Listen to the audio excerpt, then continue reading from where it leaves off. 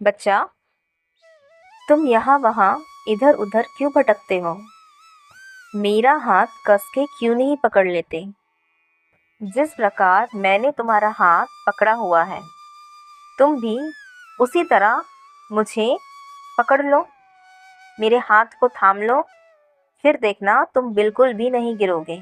अपने हृदय में तुम मुझे केंद्र मान, अपने हृदय से तुम मुझे लगाओ। तुम जानते थे ना कि तुम्हारा साईं किस प्रकार द्वारिका माई में बैठ करके चक्की में आटा पीसा करता था। तुम तो मेरी कथा को भली भांति परिचित हो। तुम मेरी कथा को हृदय गमन कर चुके हो।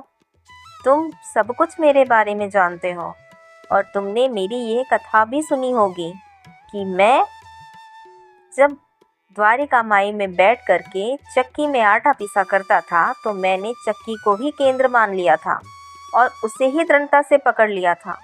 बच्चा, मैं तुम्हें यही कहता हूँ कि तुम मुझे अपने हृदय में इस तरह बसा लो कि तुम्हारे हृदय में केंद्र में केवल साईं ही रहे। तुम्हारे हृदय में मैं ही रहूं और मुझे तुम दृढ़ता से पकड़ लो और मुझसे दूर मत जाना। बस मेरे ओर ही आते जाना, मुझे केंद्र की ओर ही अग्रसर होते जाना।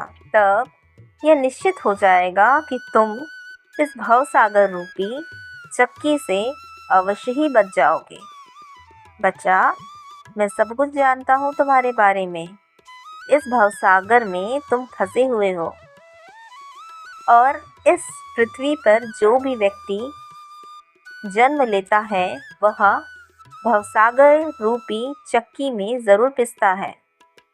बच्चा, तुम चक्की में ज़रूर पिसे जा रहे हो, लेकिन तुम्हारी ये भवसागर रूपी चक्की अवश्य ही सार्थक सिद्ध होगी। तुम्हारा साईं तुम्हारे साथ है। सदैव खुश रहो, मेरा आशीर्वाद तुम्हारे साथ है।